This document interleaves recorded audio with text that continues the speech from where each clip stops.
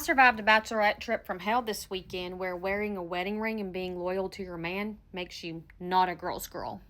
A lot of y'all were already catching on and actually agreed that I should tell this man what exactly she's been doing. Unfortunately, I think you're right. Because remember when I asked her, why does your ex think you brought a bunch of women to play single at his bachelor party? She was talking to this man before the trip, and she did know that his bachelor party was going to be there. Shocking, I know. She'd also told him that basically all of us were coming down single for the weekend, that they could have one last weekend together, everybody just having a good time before they both got hitched. I said, what? We're single for what? No, we're not. I don't think we are. I don't even think you are. Suddenly that no wedding rings rule started to make a lot of sense, right?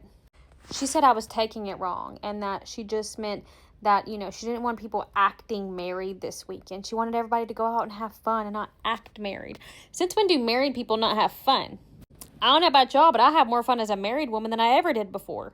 Why are you discussing how single I'm going to be with your ex also? Like, the math is mathing, and I don't like it. So then I asked the obvious question, does your fiance know that you've still been talking to your ex? Does door number one know you've been talking to door number two? She immediately gets defensive, and she's like, he knows that we're friends. Being friends and, sharing a bachelorette party trip is a bit different, if you ask me. Does this man know that you told him that you were bringing a bunch of women to play single? Those are two different pieces of information. Does he know that you were also trying to get your whole entire wedding party to not wear their rings, pop a couple spicy cubes 150 miles away from their men just to loosen up and hang out? It sounds like you were looking for an alibi. Before she can answer, my phone rings, and it is my husband in that moment calling, and she looks over and she's like, don't answer that.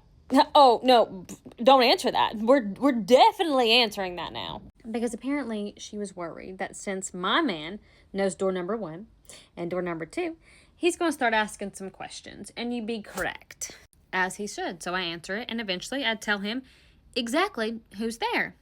And the very first thing he asks me is if door number one knows. Does her fiance know?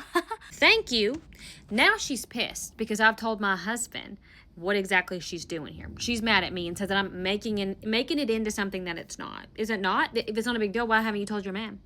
I'm like, whatever you want to do is technically your business, but I'm not lying to my man, and I'm definitely not helping you lie to yours. And that's when she hits me with, if you were actually a girl's girl, you wouldn't even be thinking about telling my man right now. You would just be helping me enjoy my bachelorette trip. Oh, so we're invoking girl code now. Now we're going to invoke girl code. I'm a bad friend now. I'm a bad friend. I thought girl code was maybe making sure your friend is held accountable before they blow up their whole entire engagement. I don't know. Apparently I missed a meeting, so I give her a choice. I'm like, you know what? You can tell him. I'm going to give you an opportunity to tell him, right? But he's going to be told. It's either by you or by us. So figure it out, because this is weird. This whole setup is weird. She told me I was a bad friend and I'm trying to ruin her bachelorette trip. We maybe hung out at that spot for another 30 minutes. She definitely was flirting with door number two, and we left. We had to go to another place that wasn't on the itinerary. So because she had been caught, she's like, we're leaving, we're moving, we're not even going to do this. And she kept telling me the rest of the night that, I had nothing to tell him. There was nothing to tell. We barely even saw them. Just leave it be. That I was just trying to ruin her engagement. The next day, she kept telling me that she was going to tell him. And then she would switch back to, it's not a big deal. Nothing even happened. But, I'll mention it to him. You guys don't say anything. Well, now we're back home. It's been days. She hasn't said anything.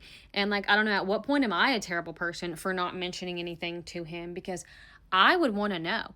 And she keeps telling me she'll find the right time to tell him. She's more worried about the wedding itinerary. I don't know. You didn't seem too worried about your wedding itinerary this past weekend. In fact, I think that your fiance should be worried about the itinerary you tried to plan, where you tried to get all of your girlfriends to show up without their wedding rings, even tried to get us to pop some spicy cubes away from our husbands, and hang out with your ex's bachelor party.